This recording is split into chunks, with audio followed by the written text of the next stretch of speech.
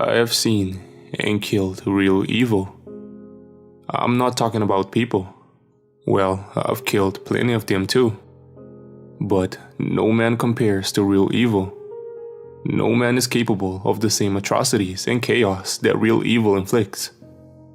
I hunted giants during my first deployment to Afghanistan, and they are the epitome of evil. I'm a US Army Ranger. I've been serving in BAT for 12 years, and I've seen and killed the scariest shit imaginable. I haven't told anyone for fear of what would happen to me and my family. I lay awake most nights, wishing I could tell my wife what I've encountered. My mind and soul breaking from the weight I have to carry. I relive the horrors every night when I go to sleep. I've kept it all to myself, until I found no sleep. I recognized many of the stories posted by my brothers in the Spec Ops and military communities and realized I finally had an outlet. I've checked in on some of the posters to confirm they're still breathing. I guess the government assumes that no sleep is fake, so they don't monitor it. What I'm about to share with you is real. You deserve to know what lies in the shadows. You deserve to know what they're hiding from you.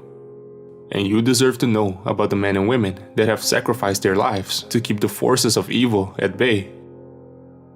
Skip the next few paragraphs if you are knowledgeable of the Spec Ops community. It's important that you have a basic understanding before I get to the crazy shit. I promise you that the stories that follow will be worth the wait. Army Rangers are a Tier 2 Spec Ops unit, along with the Green Berets, SEALs, Marine Force Recon, and MARSOC. Tier 1 consists of CAG, Dev Crew, and numerous groups that I won't speak about. We're often joined by Tier 1 groups from around the world, which are usually the SAS and Joint Task Force too. Tier 2 consists of the top 0.1% of the military. Tier 1 generally only recruits the best from Tier 2. We all train for years for selection and qualification schools. We all possess top secret security clearances. We're all very good at killing. And we all will forfeit our freedom or our lives if we share what we have done. Our government utilizes Spec Op units because we work in secret. We are the best, we're well funded, and we can deploy anywhere in the world without congressional approval. You'll be shocked by how many countries that we're currently serving in. Our track record is impeccable, but usually close to the public. I'm 34, a major, and have been serving in BAT for the past 12 years. I'm from Kansas City and a Mizzou grad. I'm currently attending a military school at Fort Leavenworth while I work on my PhD from Kansas State and await my next deployment to some hellhole. The good news is that I have plenty of time to share my experiences before I head back out. My first encounter with real evil happened during my first deployment to Afghanistan. It was 2009. I remember checking the computers in Kuwait while awaiting a C-130 to take me to Bagram. I was excited the Chiefs had just signed Matt Castle, thinking we'd be headed to the Super Bowl soon. Anything to get my mind off of what awaited me. Death, paralysis, loss of limbs. I was 24, just a year out of college, and didn't even have a serious girlfriend. I had a lot to live for. I pushed it out of my mind, leaning on the fact that I'd be leading the baddest motherfuckers on the planet. My Rangers would get it done, and I would make my BAT and Rangers proud.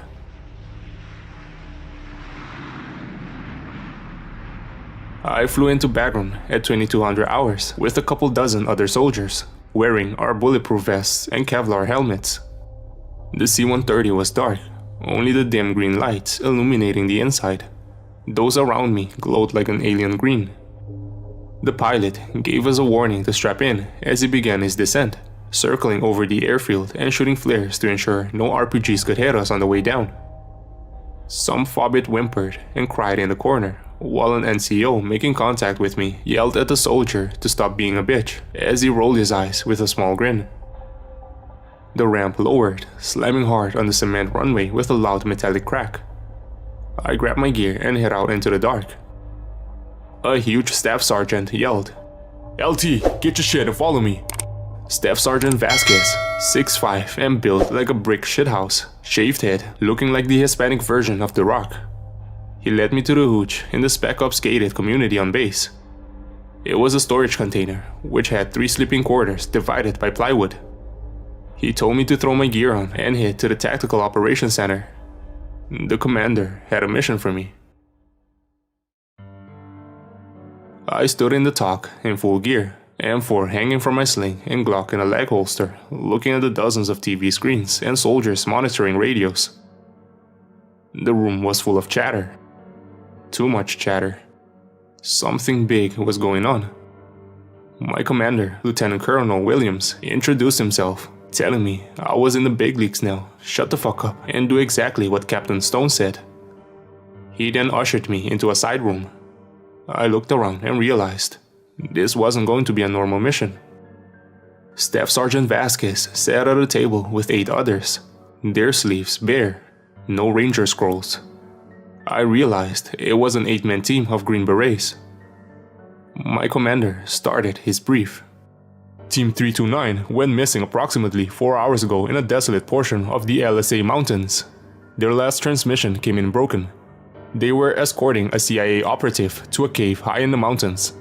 We haven't been told anything else. We're sending in Team 357 for search and rescue. LT, you and Vasquez are tagging along. Your platoon is on mission for another few days, so you're going to get some experience learning from Captain Stone and his team. The intel officer stepped in and provided as much details as he could for the mission, while my commander pulled me out of the room. LT, we don't know what the fuck is going on.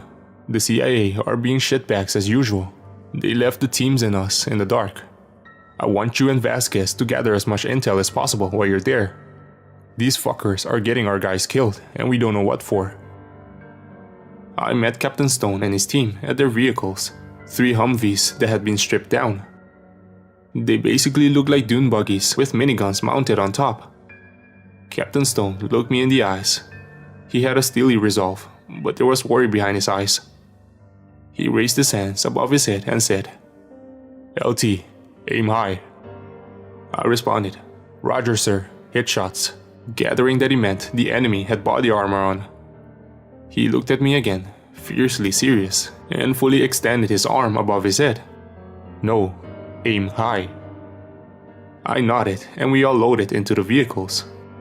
Is he saying they'll hit us from the top of the cave? I remember thinking. I pushed it from my mind as we took off. We left Bagroom still pitch black, wearing NVGs as we rode through the hot desert night. I was constantly scanning the perimeter, waiting to be ambushed on the roads. I looked back at the huge, bearded team guys. They were all looking straight ahead. They all seemed to know something that I didn't. They had zero concern for the road and seemed to be a million miles away in their minds. It was as if the real threat far exceeded what we had seen from the Hajis en route. We hit the LSA Mountains a couple hours later, pulling into a small combat outpost and dismounting. "Ammo, grenades, water, and NVGs," is all that Captain Stone said. I grabbed my assault pack as one of the team guys tossed me a few grenades and extra mags. We stepped off from the command outpost, moving up the mountain in a wedge formation. I remember thinking we were invincible as I looked at the huge warriors carrying M4s, SCARs, M2 sniper rifles, and grenade launchers. These guys had probably taken down entire Al-Qaeda units by themselves. They had the look, the one you earn from taking the lives of other men. I felt like I was superhuman. Little did I know what awaited us. We came upon the cave just as the sun was cresting the mountain. The sky was blood red as the darkness faded into oblivion. The cave looked like the mouth of a giant serpent. The opening was on the other side of a sheer ledge that stood 10 to 15 feet high. As we approached, Captain Stone said, "Eyes up, keep your distance." As we got within 100 meters of the cave, I saw something shiny on the ground. I signaled for the squad to halt and called Captain Stone over. It was a radio. The mic had been ripped off and the radio had a massive dent. Dried, black blood caked the side of it. Chunks of skin and tissue littered the area. Captain Stone said, "Shit, James," as his face turned to anger. He stood up as one of the team guys pulled out some climbing gear. He fastened it and we all climbed the ropes as silently as we could. I was last to climb, cresting the ledge and seeing the squad in prone, pointing their weapons at the cave opening. As soon as I was up, the squad stood and started to move slowly towards the cave. E, one of the team guys, took point and took a few steps toward the cave. I was overcome with the worst smell imaginable, like sulfur, shit, and rotten milk. I began to get an intense feeling of despair and hopelessness. It wasn't the adrenaline rush and heightened senses of a normal engagement. It felt evil. Just as E put his hand up to motion for us to stop, I heard the deepest, loudest roar emanate from the cave. It sounded like a cross between a man yelling and the roar of a lion, but blended in an impossible manner. Before we knew it, something huge came charging out of the cave and impaled E with a massive spear, lifting him 15 feet off of the ground. I looked in amazement at what looked like a huge man. It was absolutely massive, standing 13 to 14 feet tall, its shoulders as wide as I am tall. It had long red hair and a shaggy red beard. It had a loincloth on and leather sacks on its feet. We were all momentarily frozen. There was an absolute sense of pure unbridled evil that emanated from this thing. Finally, Captain Stone yelled, "Hit shots!" We all unleashed a barrage of rounds into its head and face. 9 soldiers, all emptying 2 to 3 magazines worth of ammo into the beast. It dropped E, who was still skewered on the spear, and began to charge me, the ground shaking with every step. It looked at me with such cruelty and disdain, open mouth revealing 2 rows of giant teeth. I felt like an ant that was about to be stomped on by a child. It yelled something in another language that I didn't understand, its voice splitting my eardrums. As it reached out its massive hand to grab me, it finally fell. Riddled with bullets, its head and face caved in. Captain Stone empties another magazine of 7.62 in the giant's head before going to check on E's body. It took 3 of us to lift the spear and another 2 to pull E's body off of the spear shaft, which makes a sucking noise as we pull him off. The spear had ripped out his entire chest cavity. His ribs were splintered and sticking straight out, like crooked, jagged teeth. All of his internal organs lay in a pile on the desert floor. The 5 of us covered in his warm, sticky blood. Captain Stone called in the sit rep and requested transport. We all sat down for what seemed like an eternity of silence. Normally, after a mission, we joke around and tell the most inappropriate stories. It's tradition and makes the horror of war feel a little more acceptable. Today was different. Every eye was glazed over. Everyone sat, facing away from the giant. We had seen, felt real evil. This thing was not a man. Being in its presence brought a feeling of hopelessness that I can't begin to describe. It was like all of the joy, hope, and good had been sucked out of the world, replaced by despair and agony. We finally stood up and examined the beast. It had 6 fingers on each hand. Its hands were large enough to wrap around my torso. Its mouth revealed 2 rows of teeth, with each teeth being the length of my finger. The hair on its head and beard was an unnatural shade of red. I wrapped my hands around one of its fingers in an attempt to lift its arm. I couldn't even get its hand off of the ground. The spear, still dripping with blood, weighed as much as the logs we use in training that require 6 men to lift above our heads. We stepped into the cave, seeing hundreds of human bones. Chunks of skin, tissue, and military uniforms littered the pile. In the corner were hundreds of weapons. Modern guns like M4s and FALs, rusted out AK-47s, and ancient, rotting swords, spears, and shields. It's like It was keeping trophies. An unmarked Chinook showed up 15 minutes later. A bunch of spooks walked out. One said, "Grab the Neff." "Fucking clowns! Thanks for the intel!" the team sergeant yelled. The agents never made eye contact. They unloaded a forklift and cargo net, wrapping up the beast and loading him into the Chinook. Captain Stone motioned for me to come over. I asked if he was doing his closure report. He said, "No, wait for it." Shortly after, one of the agents walked over and pulled out a piece of paper. It was a pre-filled closure report detailing how we had been ambushed by Al-Qaeda. E had been killed before we scared them off. He said, "Sign here."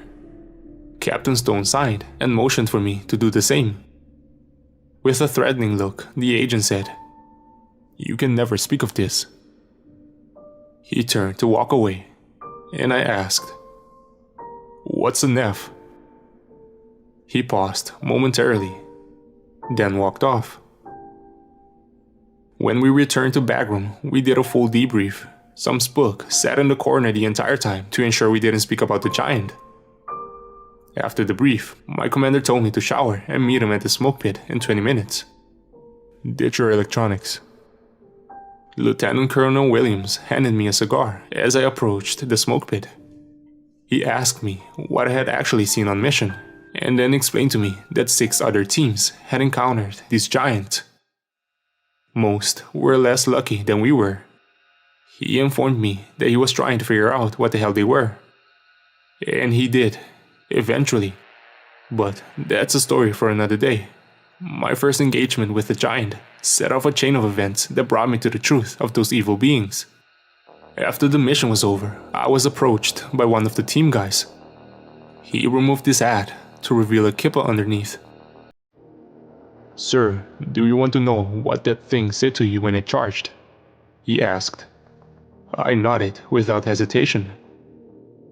It said, "Son of Yeshua, I will eat your soul." He then looked me in the eye and said, "We've killed dozens of these things. We're figuring out what they are, and it's not good. Head out with us on mission tomorrow, and I'll fill you in."